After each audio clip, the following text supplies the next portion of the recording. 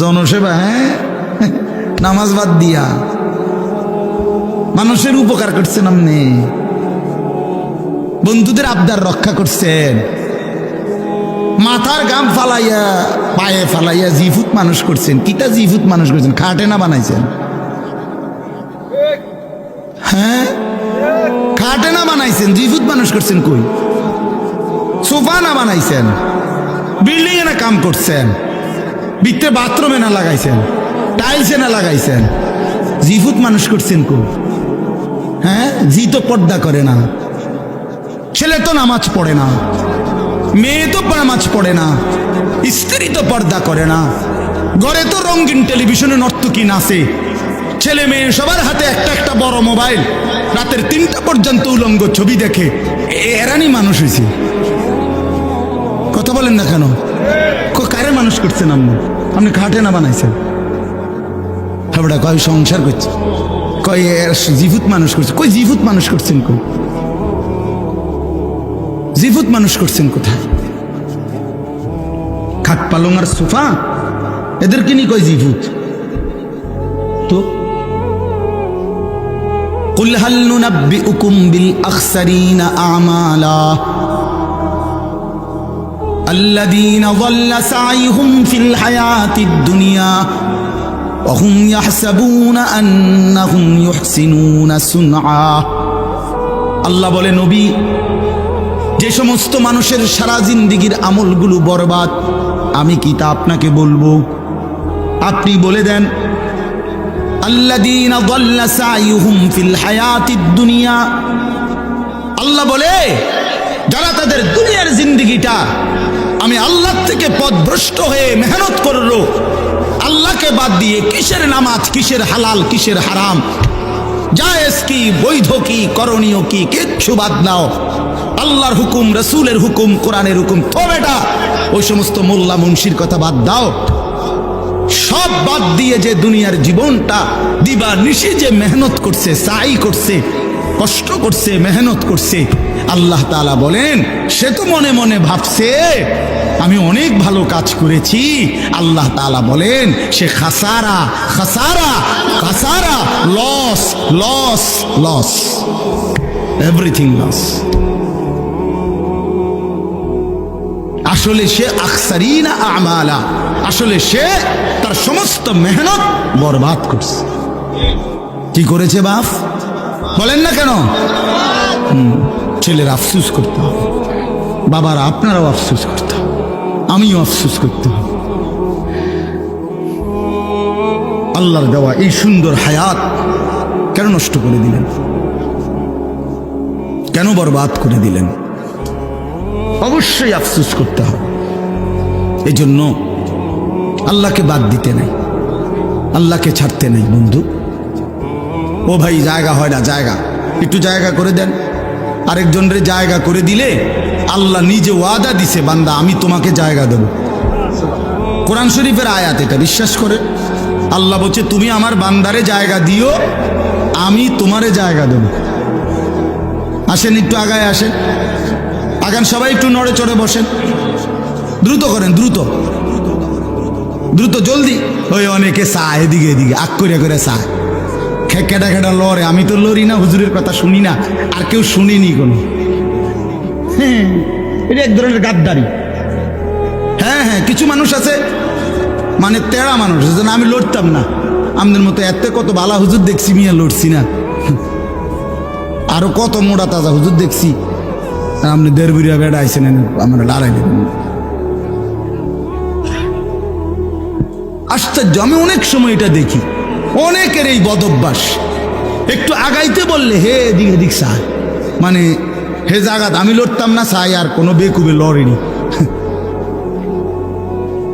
কোনো সময় এটা করবেন না, আপনি লড়বেন, আপনারে বলছে, ঠিক কিনা বলেন না কেন? আপনি আরেকজনেরটা চাইবেন কেন?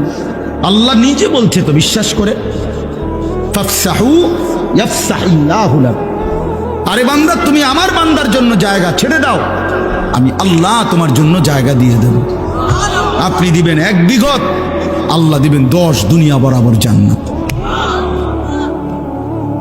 এটা অনেক বড় নেক আমল, নেক আমল। অন্যের জন্য সম্পদ ছেড়ে দাও। এ দুনিয়াবি ক্ষেত্রেও আত্মীয় স্বজন, চাচা, মামা, ফুফা, চাচতো ভাই, আপন ভাই, ভাতিজা, আহারে আল্লাহ, 1 বিঘত জায়গা ছেড়ে দিলে বেচারা রাস্তাটা হয়ে যায়। এই শুধু এই সুপারি গাছটা কাইটটা দিলে, নারকেল গাছটা কাইটটা দিলে আপন ভাতিজা তার বাড়িটার মধ্যে ঢুকতে পারে না, দিত না। এমন ডাকাত 90 বছর বুড়া বাঁকা হইয়া গেছে, কিন্তু এই ডাকাইতে এই জায়গাটা ছাড়ত না, দিতাম না, কইছি দিতাম না, দিতাম না। হ্যাঁ না, কবরও তো নিত না, এ তো জানেই কবরে নিবে না, না এটা দিতাম না, কইছি দিতাম না, দিতেন না, দিতাম না, কইছি দিতাম না। পুতেরে বলে যায় মরার সময়, আব্বা আমার বাপের ওসিয়ত মনে রাখিস, এই মামলা চালাইয়া রাখবি, সাবধান, যদি তুই ছাড়িয়ে দিস আমার কবর ফাইটটা দুঃখ বাইরিব ভূত, সাবধান। দরকার হলে বাদ 2 বেলা কম খাইস, কিন্তু মামলা চালাইয়া যাবি, তোর সাসারে দেখাই দিবি জীবনে কি আছে। হায় হায় হায়, আস্তাগফিরুল্লাহ, আস্তাগফিরুল্লাহ। রাসূলুল্লাহ সাল্লাল্লাহু আলাইহি সাল্লামের কাছে একবার এক সাহাবী নবীজিকে এসে জিজ্ঞেস করছে, ইয়া রাসূলুল্লাহ, আমি 4টা দিরহাম, 4টা টাকা মানে 4টা রৌপ্য মুদ্রা আল্লাহর রাস্তায় দান করছি। একটা একজন এতিম গরিবকে দিছি, একটা একজন বিধবা নারীকে দিছি, একটা আল্লাহর রাস্তার মুজাহিদকে দিছি, একটা আমার আপন আত্মীয় দুর্বল তাকে দিছি। এই 4টি দিরহামের মধ্যে নবী আমি জানতে চাই, এই 4 টাকার মধ্যে সর্বোচ্চ উত্তম বেশি সওয়াবওয়ালা কোনটা? আল্লাহর কসম নবী বলছে যে তুমি তোমার আত্মীয়কে, আপন স্বজনকে যেই টাকাটা দিছ, এটা হলো এই 4টার মধ্যে সর্বশ্রেষ্ঠ। আপন জনকে দিতে দিছ। হযরত তালহা রাদিয়াল্লাহু তাআলা আনহু ওনার সবচেয়ে প্রিয় বাগানটা আল্লাহর রাস্তায় দান করে দিছিলেন নবীজির জামানায়। সাহাবী, নবীজি দান করে দেওয়ার পর নবীজি বলছে, শোনো, এটা তুমি তোমার আপন আত্মীয় স্বজনের মধ্যে বন্টন করে দাও। না, হেতেরে দিত না, স্বাস্থ্য ভাই যে বাইফুদ যে দিত না, তারে দিত না। ওই গিয়া আমনের এন থেকে গিয়া দাউদকান্দি গিয়া 30,000 টাকা দিয়া স্লোগান নিয়ে আয় ফেলবে। ও হেনে গিয়া দিছে 50,000 টাকা, জনাব অমুক 50,000 মার হাবা, হাবারে মার। হ্যাঁ হ্যাঁ, ওইখান থেকে স্লোগান নিয়ে আসছে, কিন্তু এই আপন জনকে 500টা টাকা দিবেন। এই অনেক মানুষের এই বদ অভ্যাস আছে। হ্যাঁ, এটা জরুরি মিয়া, আত্মীয়ের হক আদায় করা। ওই যে মৌলানা এখন বললেন, রিজিকের বৃদ্ধির জন্য এটা একটা আমল গুরুত্বপূর্ণ, হায়াতের বৃদ্ধির জন্য, জীবন সুন্দর হওয়া, জীবন হায়াত দীর্ঘ মেয়াদি হওয়া, দীর্ঘ হায়াত পাওয়ার জন্য একটা আমল। রিজিক প্রশস্ত, আইয়াবসুতা ফি রিজকিহি মান আহাব্বা। নবীজি বলছে, যে চায় তার রিজিক প্রশস্ত হোক এবং তার হায়াত বেড়ে যাক, ফালিয়াসিল রাহিমাহু, সে যেন তার আপন আত্মীয়ের সাথে উত্তম ব্যবহার করে,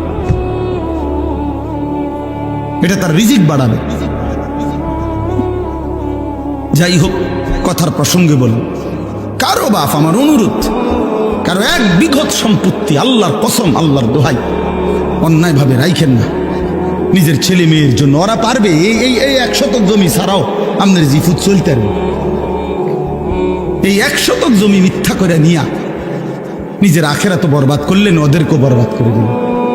একেবারে বুখারীর হাদিস, নবী সাল্লাল্লাহু আলাইহি সাল্লাম বলছেন, মান আখাযা শিবরাম মিনাল আব, যে জুলমান, যে অন্যায় ভাবে কারো 1 বিঘত, শিবরান মানে 1 বিঘত, এই যে 1 বিঘত বুঝেন না, 1 বিঘত সম্পত্তি যে কারো অন্যায় ভাবে জুলুম করে নিয়ে নেয়, রাসূলুল্লাহ সাল্লাল্লাহু আলাইহি সাল্লাম বলেন, আল্লাহ তাআলা কিয়ামতের দিন ওই নাফরমান ব্যক্তির কাঁধে হাসরের মাঠে 7 তবক জমিনের মাটি তার কাঁধে তুলে দিবে।